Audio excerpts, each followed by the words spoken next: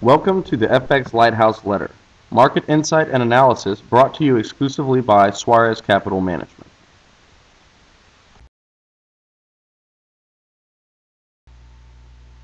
Good afternoon. It is Sunday, January 4th, pre-market opening, and we would like to give you a little insight into some of the technical levels that we here at the FX Lighthouse Letter are looking at for the upcoming week.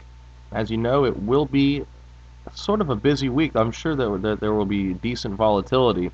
Right now you have the Dow sitting a little above 9,000. That's a huge level. I'm not sure if it can sustain it above 9,200.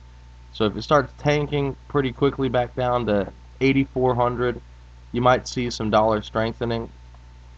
But other things going on this week, you have tomorrow the FOMC member Yellen speaking at 1:15 Eastern Time. Don't really look for that to be that big of a deal. However, on Tuesday, we have the ISM numbers, pending home sales, factory orders, and then in the afternoon, FOMC minutes, followed up Wednesday by ADP non-farm employment change, and the week is rounded out with the monthly employment report data on Friday. So volatility, it's possible that it's going to creep back up here. As you can see on this 4-hour chart of the euro against the dollar, I've drawn in some Fibonacci levels, starting near the top, right above the all-time high, slightly above 160-ish, going down to the recent low that we saw at the very end of October.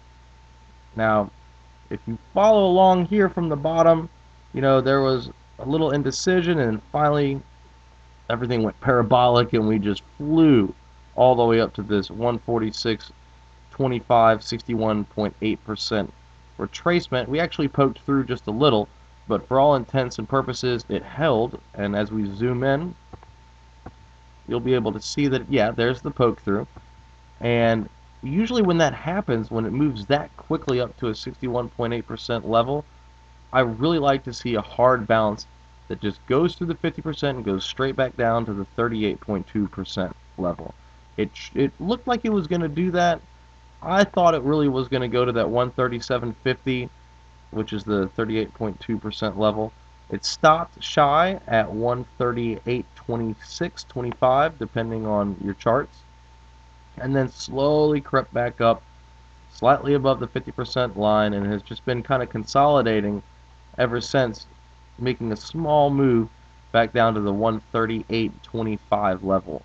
Now this is pre-open. We closed on Friday at 138.80. There's no telling which way it's going to move in the next few hours. However, I wouldn't mind seeing a move to 137.50, but this little descending triangle is being drawn in, so you might see a move up to what appears to be 141.50-ish.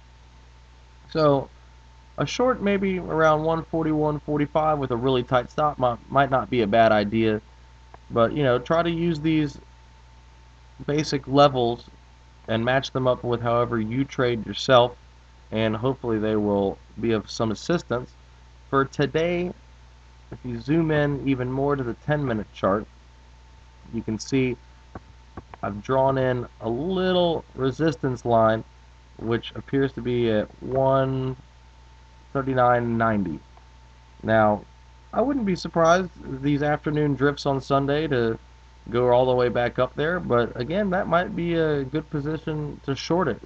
To me, I see the 4-hour trend as being slightly bearish for the euro, so if we see a little flag up, then I wouldn't mind potentially putting a short there, but again, it's completely up to you. Looking back at the 4-hour chart once again, I think the most important thing to do would be to throw in those Fibonacci's that you can see here.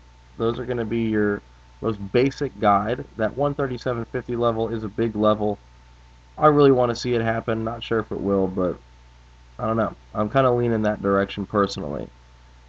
We have a lot of stuff going on for Monday, Tuesday, and Wednesday. I'm going to try to get another one of these free technical outlooks posted again on Wednesday after the ADP figures are released, and we'll try to recap and re-strategize and just go from there. So Thank you very much for tuning in to the FX Lighthouse letter brought to you exclusively by Suarez Capital Management.